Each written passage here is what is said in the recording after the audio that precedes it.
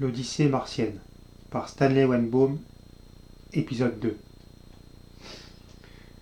Bon, alors maintenant je vais un peu parler des trucs que Pulse n'a pas vus. Je savais que j'avais 16 heures de jour en cette saison, alors à 8 heures d'ici, près de 1500 km, j'ai décidé de faire demi-tour.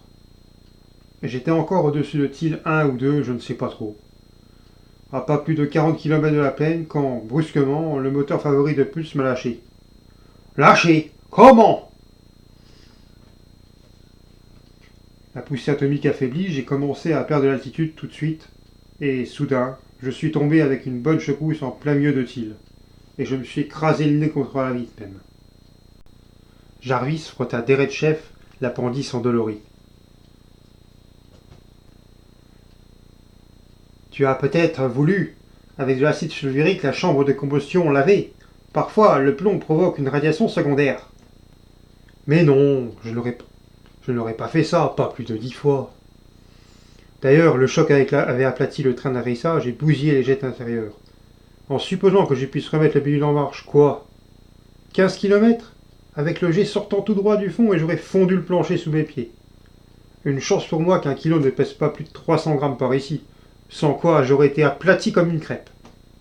J'aurais pu réparer, je parie que sérieux ce n'était pas. Sans doute pas. Seulement, le truc ne voulait plus voler. Rien de sérieux, mais j'avais le choix entre attendre d'être ramassé ou taper le retour à pied. Près de 1500 km et 20 jours peut-être avant que nous soyons obligés de repartir. 70 bornes par jour, ma foi, j'ai changé de marché. J'avais autant de chance d'être retrouvé, et au moins ça m'occupait. Nous t'aurions retrouvé. Je n'en doute pas. Bref, je me suis trafiqué un harnais avec des ceintures de sécurité, et je me suis collé la citerne d'eau sur le dos. J'ai emporté une cartouchière et des revolvers, et des rations de fer, et je suis parti. Le roi sursauta de surprise. La citerne? Elle pèse un quart de tonne? Elle n'était pas pleine, elle faisait dans les 100-120 kilos poids terrestre, ce qui ne fait que 40 ici. Mais 100 kilos à moi m'ont fait que 35 sur Mars, alors si t'as compris, le total ne se montait guère qu'à 70 kilos. 32 mois que mon poids normal sur Terre. J'ai calculé tout ça avant d'entreprendre la marche. Une balade quotidienne de 70 km. Ah, aussi, j'avais naturellement emporté un sac de couchage thermique pour ces nuits martiennes glaciales. Et je suis parti d'un bon pas rapide. 8 heures de jour permettaient de courir plus de 40 bornes.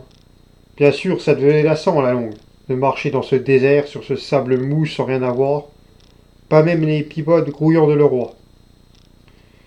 Mais au bout d'une heure environ, je suis arrivé au canal. Un simple fossé à sec, large d'environ 100 mètres et droit comme une ligne de chemin de fer sur une carte. Mais il y avait dû avoir de l'eau dans le temps. Le fond était recouvert d'une belle pelouse verte, semblait-il. Seulement, quand je me suis rapproché, la pelouse s'est vivement écartée de mon chemin. Hein? Ouais, c'était une cousine de tes pipodes. J'en ai attrapé un petit brin d'herbe long comme mon doigt, avec 2 fines pattes comme des tiges. Où est-il? Il est que j'ai laissé filer. Je ne pouvais pas rester là, alors j'ai continué de marcher avec la pelouse ambulante qui s'écartait et se refermait derrière moi. Et puis j'ai retrouvé le désert orangé de Thiel. J'avançais posément, en maudissant le sable qui rendait la marche si fatigante. Et, infiniment, maudissant ton foutu moteur, Karl. Juste avant le crépuscule, j'ai atteint l'extrémité de Thiel, et j'ai vu devant moi s'étendre la marée Chronium grise.